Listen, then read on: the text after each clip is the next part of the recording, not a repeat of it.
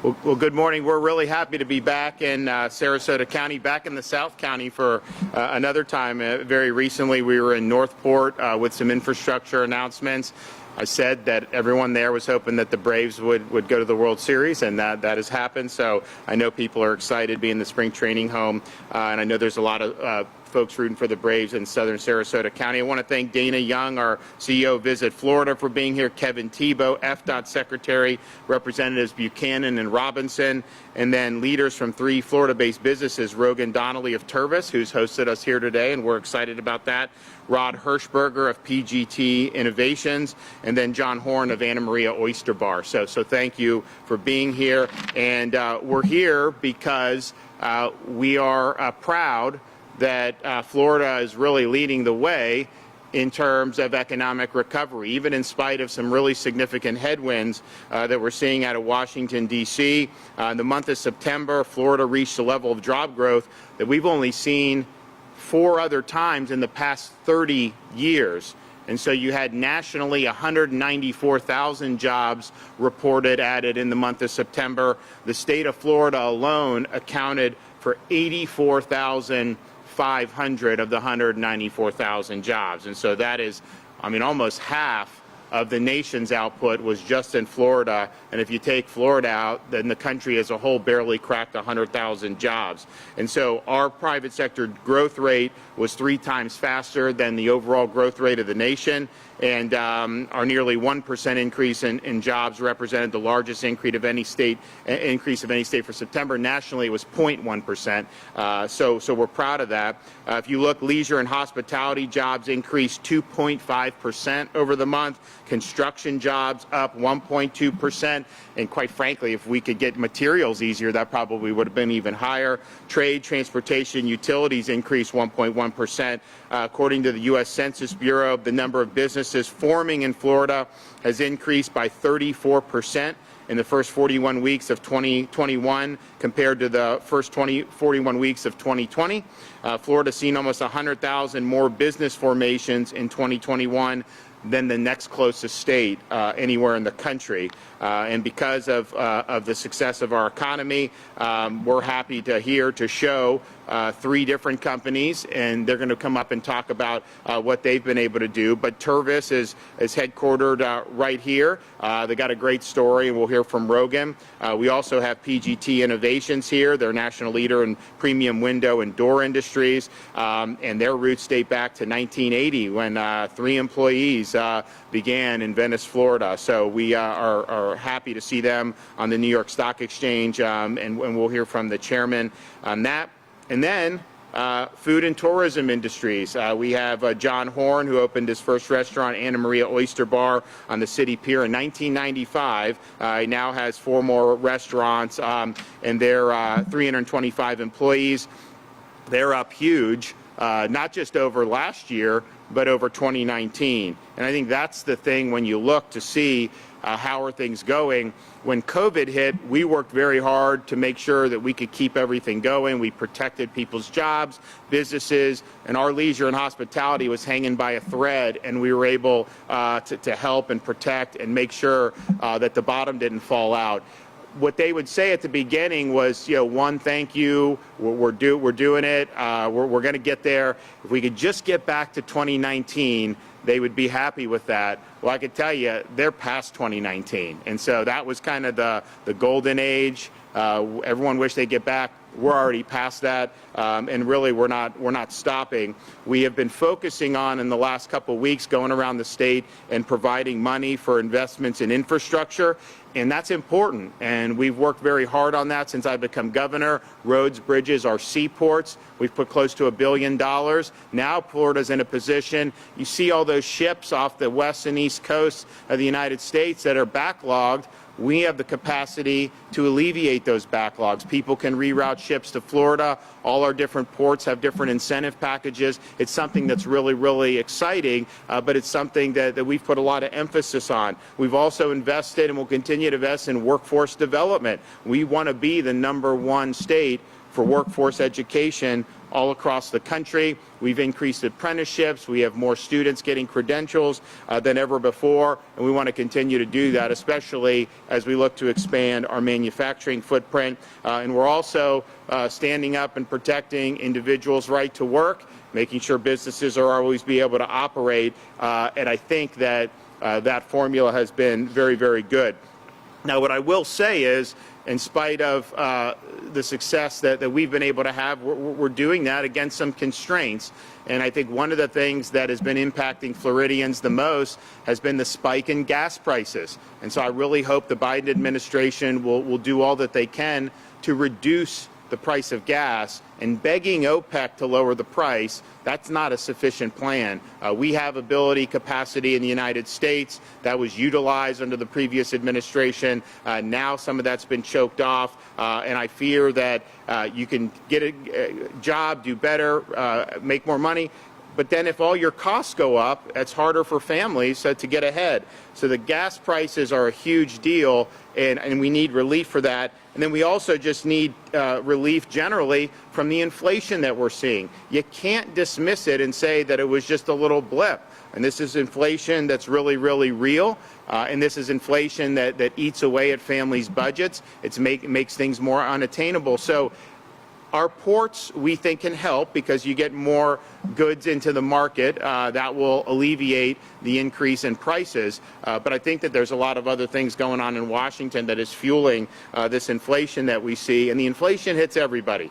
And it's really difficult to have a really strong economy if inflation gets out of hand. So that needs to be tamed and that needs to be brought under control. I think we've offered part of the solutions to that with our logistical know-how and ability to help process some of these goods. But at the end of the day, this is something that I think you're seeing across the board, and it is absolutely harming families. One of the things we're proud of is when COVID hit, clearly leisure hospitality, that was number one in the barrel of things that were going to be harmed. I mean, some people for a while didn't even want to fly on airplanes and all this other stuff. And so given that we are such a service-based economy, given that our tourism, leisure, and hospitality represent huge portions of our economy, account for a lot of jobs, this was really a trying time. I mean, we had a lot on the line here in the state of Florida, and I'm happy to report now that our tourism industry is leading this nation. Hotel room revenue in August of 2021 was up 11% compared to pre-COVID August of 2019, while at the same time the nation as a whole was down 5% over those two periods. Here in Sarasota County, they lead the state in hotel bookings and growth. They're up 31%. Florida vacation rental bookings through September 2021 are more than over 80% higher than in 2019 before COVID. Air capacity to Florida is 2% higher than it was in 2019, while the U.S. as a whole is down 18%. We had 31.7 million visitors came to Florida in the second quarter of 2021. That's a 223% increase from 2020, which you probably would expect, but it's also a 6% increase from 2019 in terms of domestic visitors. And the Sarasota-Bradenton Airport, if you compare flights this summer to summer of 2019, is up 125%. And our reps inform me that that's the best performing increases in the United States, and I think maybe even in the world. So that's exciting, and clearly there's the secret is out about this part of the state of Florida. So we're going to continue to make sure that Florida's open, free, and built for opportunity, and we want to make sure that people have the ability to succeed here in this state, that they have jobs, that businesses are successful, and that Florida is a great place for people all throughout our country to come and visit and have a great time. And there's correspondence to our office on a whole bunch of stuff, but people will come down here for vacation, and they're very, very happy that they came to Florida. And I think part of the reason we're doing so well is because Florida offers a better experience than maybe some of the other places in the United States since COVID's happened. So we're happy with that. All right, and we're going to hear from some folks who are going to talk about what's going on and some of the good news. Look, when you're doing over 40% of the nation's jobs, we represent about 6.5% of the nation's population, and we accounted for over 40% of the jobs in the month of September. That doesn't happen by accident, and I think it's because we've got a lot of great people who are working in our economy and really working hard to do great for their businesses and for their employees. So Rogan Donnelly from Tervis, why don't you come up here and tell us about some of the things that are going on. Hello everyone, welcome. I'm Rogan Donnelly. I'm President and CEO of Tervis Tumbler. Tervis is a privately owned and operated company. We have just under 500 employees. Mainly those are based right out here out of the North Venice location. Tervis is a classic American leisure brand, and we manufacture premium insulated drinkware with thousands of designs and licenses. We're all very honored to have the governor here today. Tervis experienced a lot of success over our 60-year history of operating here in the state of Florida. However, we never could have prepared for the pandemic.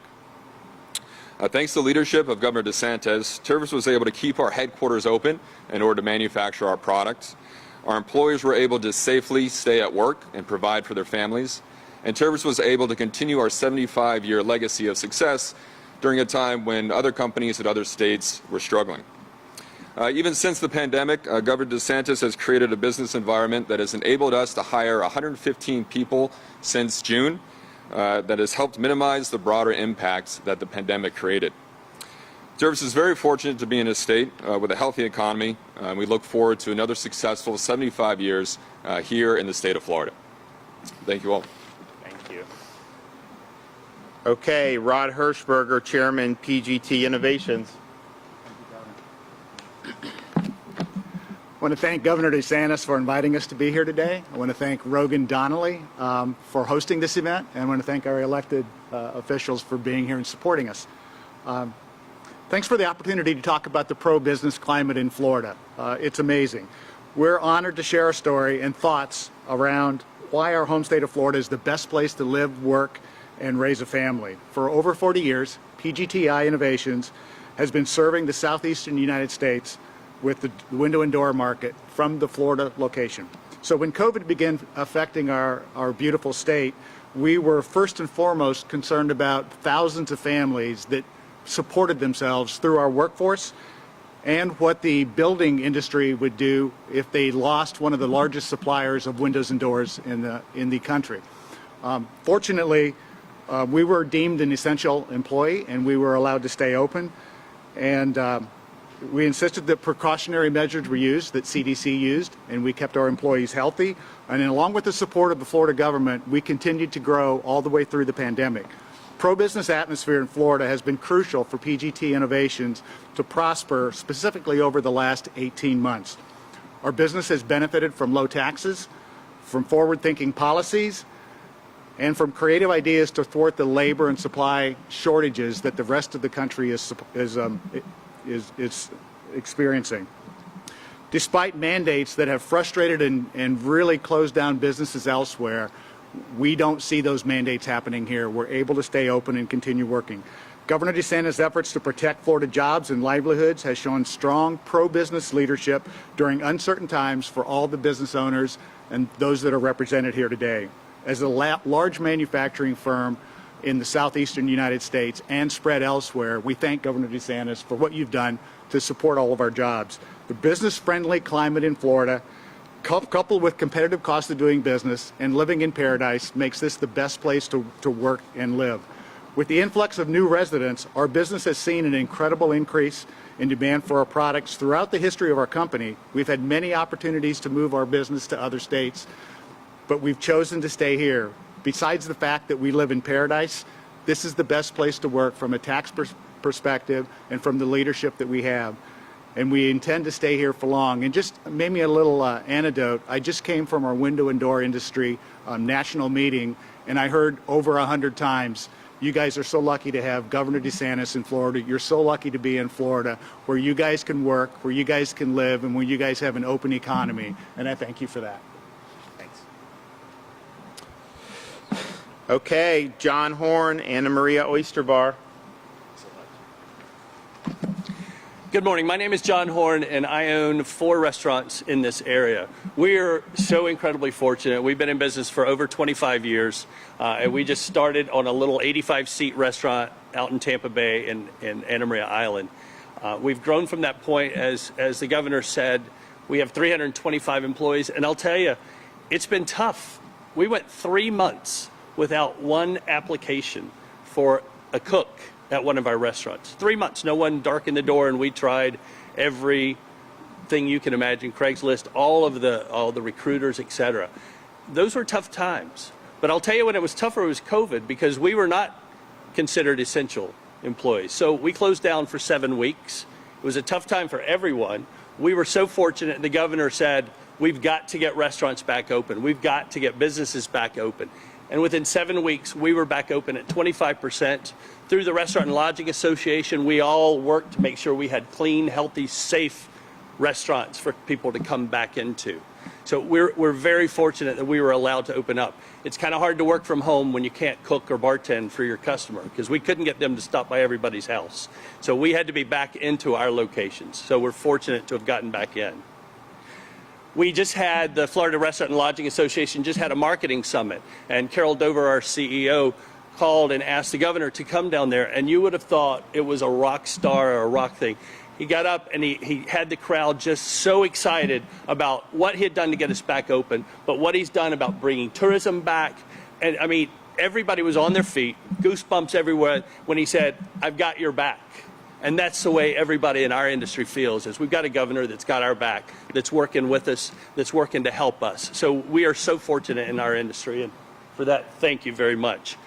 As we said, our sales, we don't compare to 2020. We try to ignore 2020. We try to act like it never happened. So our sales compared to 2019, we're up 36%, 136 if you look at it that way. We're up 36 from 2019's numbers in several of our stores, averaging 24% up. We're just ecstatic by that. Staffing is coming back because people are looking to get back. We still need some people in our restaurants, but things are looking so good. Coincidentally, I'm in this area today. I'm meeting with a couple of developers and a couple of realtors in the South County area, in Venice, Northport, and all the way down to Bonita. We want to open 4 more Anna Maria oyster bars within the next 2 years. We want to double our size. So the time is right, and a lot of that's thanks to what's going on with our elected officials and all that. So thank you, Rogan, for having us here. I love that your staff is with you, because I think that's what we all do. Is we think our staff is what makes us. It is in our restaurants, so fabulous to be part of it. Thank you very much. Okay, we have Kevin Thibault, FDOT Secretary.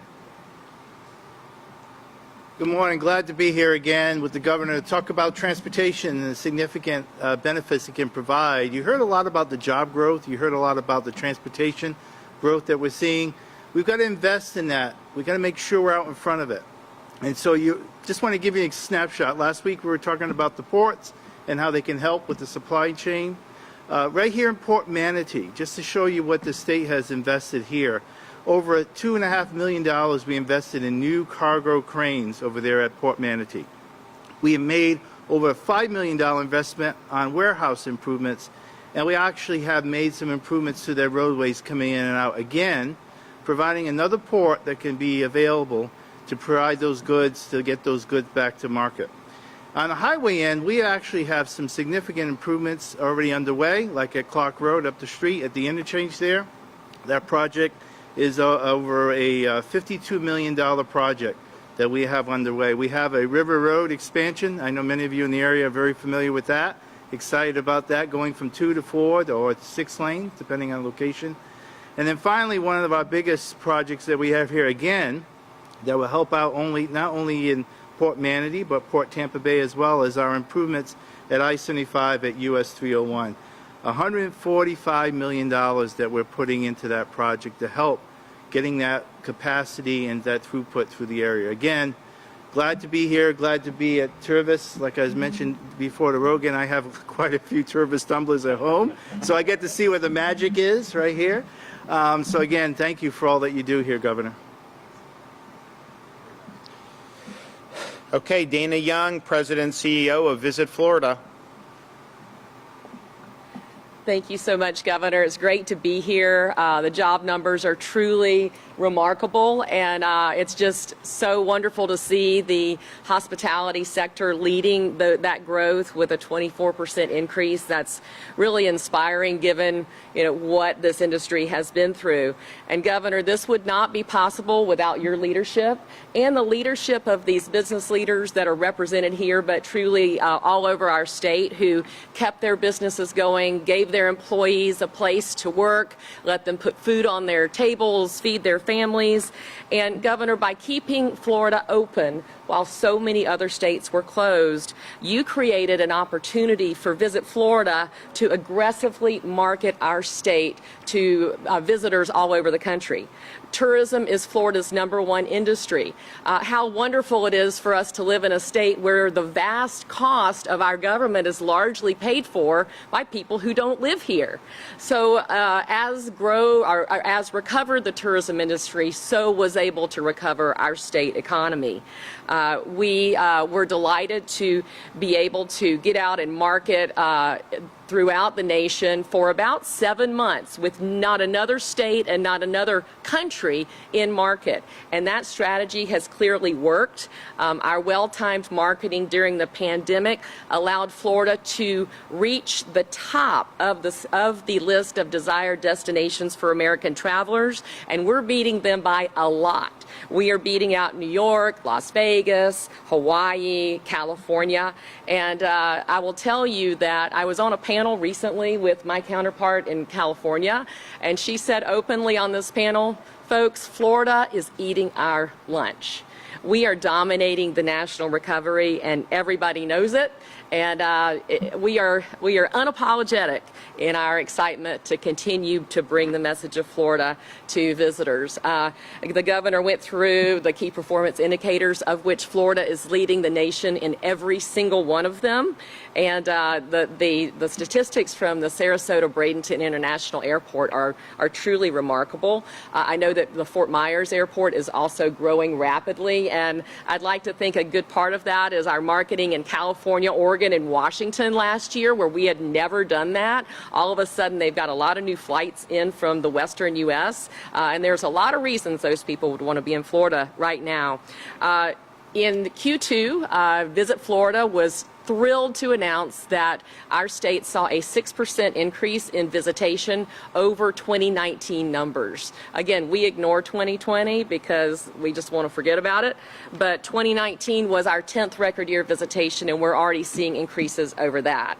And again, it goes back to the strategic position we were able to create thanks to the vision and leadership of our great governor, Ron DeSantis, and all of our great business leaders. So thank you for having me here today. And we're in a situation where if you look at the unemployment rate compared to some of these other large states, in New York, California, they're close to 7.5%. We're under 5%, so that's almost 50% higher. And that has huge ramifications. Our unemployment rate did go down in September, but what had happened was when the unemployment enhancement went away, you had way more people join the workforce. So we actually had a couple months where it slightly ticked up, even though we were adding jobs. Now I think we're getting more and more people back in the workforce. The participation's better. So then as we add jobs, you'll see the rate start to go down more, which I think is a really good thing. But that is really significant when you talk about having states still mired in 7, 7.2, 7.5 unemployment. And with a lot of the other problems that we're seeing nationally, you're potentially in a situation where you could have chronically high unemployment and have chronically high inflation. That is not a very good recipe for success. So we're happy that we're going to be able to do it, and we think that this winter season should be very good for our tourism, and we're excited about a lot of the prospects for continued job growth and job creation throughout the state of Florida. I mean,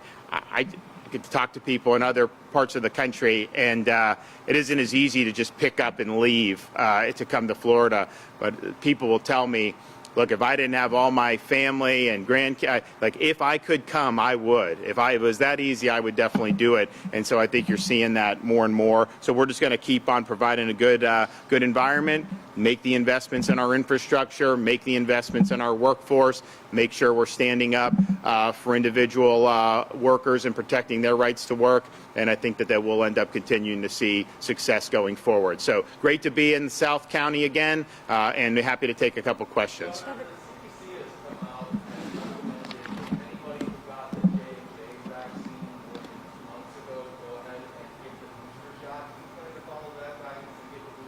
I haven't seen it, so I'll have to take a look. I know there's talking about mixing and matching different stuff, so we'll see. Yes. Governor, COVID-19 is the leading cause of line-of-duty deaths in Florida. 33 of the 44 officers who died so far this year died of COVID-19, and that's not including a deputy here in Sarasota County who died of COVID just last week.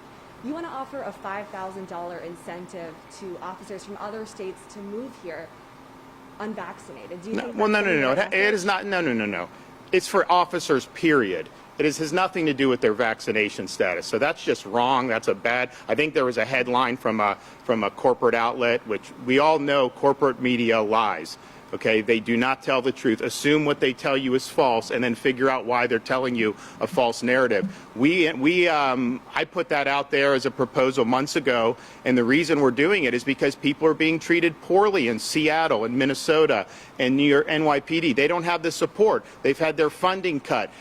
They get criticized if they just enforce the law. Some places they don't even enforce the law, like in San Francisco. They don't prosecute people shoplifting, so you have rampant crime. So that's why we're doing it, because morale is low. Morale is low for years because of how law enforcement's been treated. But when you saw all the rioting last summer, all the vitriol directed at them, Florida stood up and said, we back the blue. And so we are 100% excited about saying anyone that's being mistreated, if the morale's low, if you can't take that environment, and we have openings here, you're going to get an environment where people are going to support you. And I think that's something and I can tell you the people that have come down from some of these places already, you talk to them, it's the best decision they've ever made. So we're looking to capitalize off a lot of communities across our country who have turned their back on law enforcement, who aren't providing them the support, where there's all kinds of different problems with just being able to do the job. So it has nothing to do, it will be available to anyone who comes. And so if people are trying to say it's a vaccine issue, it's not, has nothing to do with that. They've been mistreated for a long time. I don't think a police officer should be fired over shots. I don't think that's correct. They've been out in the line. They've been out for months, a year and a half, 2 years, doing their job. And we said that they were heroes for a while, and now all of a sudden some jurisdictions want to fire them. I think that's wrong for sure. But our $5,000 bonus, that applies to anyone. I mean, if you're in NYPD and you're not getting the support you need, and you're qualified, you come down here, you're going to get a bonus because we've got your back, and it's a way to say thank you, just like we did with the $1,000 bonuses that we gave for every sworn law enforcement officer in last year's budget as a way to say thank you. While other jurisdictions were defunding police, we were funding them and then doing bonuses. So we're going to continue to do that. We're also going to have a proposal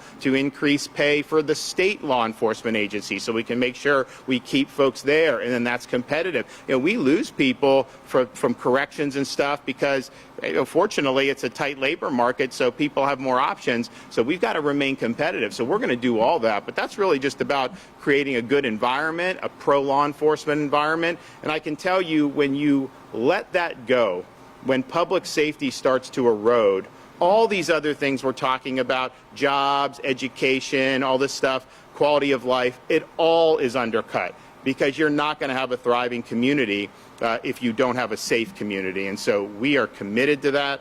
And I think we have an opportunity. We talk about bringing businesses here, and that's great. I mean, we're going to continue to do that. But we have a historic opportunity to bring in very talented people in law enforcement to come to the state of Florida who have not been treated well by their communities. And we stand ready and willing and able to capitalize on that and guarantee them an environment that they will be appreciated. Governor, hearing those numbers, though, of the line of duty deaths, is it something that you're considering promoting these officers to get vaccinated? I mean, you yourself have been vaccinated. So remember, go back, I mean, we did it right in your market. We would do special vaccine drives for law enforcement. We did it at the Polk County Sheriff's Office with Grady Judd. We did it everywhere. When the Johnson & Johnson came out, we provided that specifically to law enforcement. So we've done a lot in that regard. I've also been the only governor in the country that I'm aware of that has provided enhanced access to early treatments. I mean, if you look what happened when people were getting hospitalized at higher numbers this summer, almost none of them got any type of early treatment. And we've had monoclonal antibodies available since December, which have proven to be very effective. So we rolled out 25 sites. And since we've rolled out those sites, daily hospital admissions are down over 90%. Our hospital census has gone down statewide every day for over 2 months, and we're probably going to be nearing a pandemic low on all of that stuff. So we've provided huge support on the front end through prevention, but also huge support on the back end through treatment. And I think the sad thing is there were people who were getting infected for really a long time, and still happening throughout the country, where physicians were telling them to just go home and hope you don't get deathly sick. In Florida, what we said is that can't be the answer, particularly the high-risk folks. If you're infected, get this monoclonal very quickly. And you know what? We had huge success with it. I mean, we kept tens of thousands of people from being admitted to the hospitals, and no doubt saved thousands of lives as a result of that. And these are people, by the way, who have been vaccinated. I mean, the idea that somehow you're not going to get infected, I wish that were the case, because that would make it so much easier. Fact is, the protection against infection has waned. You have high numbers of people that go to our sites. A majority of them are vaccinated who get infected and then go to our monoclonal sites for treatment. So you need treatment regardless. And so we're happy that we've had a lot of success with it. We have very low numbers now because we have one of the lowest COVID infection rates in the country, and maybe the lowest in terms of the COVID Estim website. I think we're 49 or 50, and with per capita cases, we're in the bottom 5. So consequently, we have fewer people who need the early treatment. We were short some of it because the federal government cut our supply. I got the Sotrovimab, and we were able to plug that hole. And then the infections have gone down so dramatically that even with our cuts, we've been able to make it work. And so we're going to continue to do that. As we start to see the winter come, if we start to see a change in direction, we're going to make sure that people know you have an ability to protect yourself. But I definitely think that early treatment was something that we did very, very effectively. And I think I actually talked to people in other states. They can't get it. They don't know where to get it in a lot of these other states. And I think that's a huge mistake, because as you're already seeing it now in the north, their cases are rising. And because we just have a different seasonal pattern. So their cases are rising.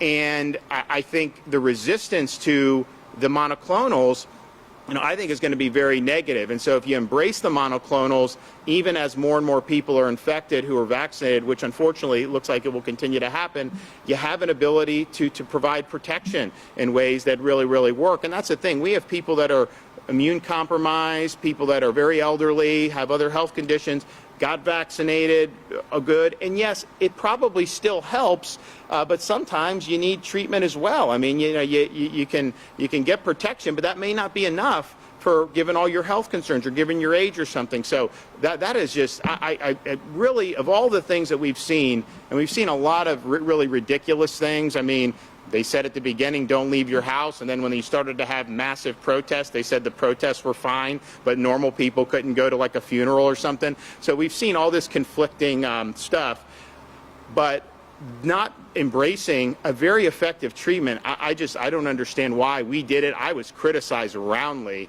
for doing it. People said it was not the right thing, and I can tell you there's over 100,000 Floridians who are glad that we were able to provide access to this, because it's helped a lot. But I think so. I think we need to get to the program. The final thing I'll say before I have to go is, we have all this stuff coming out for some of these people, like Fauci and NIH. And then what do we find out? We know NIH gave money to fund research gain-of-function research at the Wuhan Institute of Virology. So what they're doing is they're taking U.S. tax dollars in China, and they're trying to create super viruses that'll be more dangerous for humans. And they'll say, well, we want to figure out how to combat the viruses. But you're doing this. This is very hazardous. I think it's unethical to do it. They should have been banned from doing it, but I think they went around the ban. And so we've got to shut that down. You can't have mad scientists running around playing God like this and then come to find out what else is Fauci and NIH doing. They're doing cruel experiments on puppies.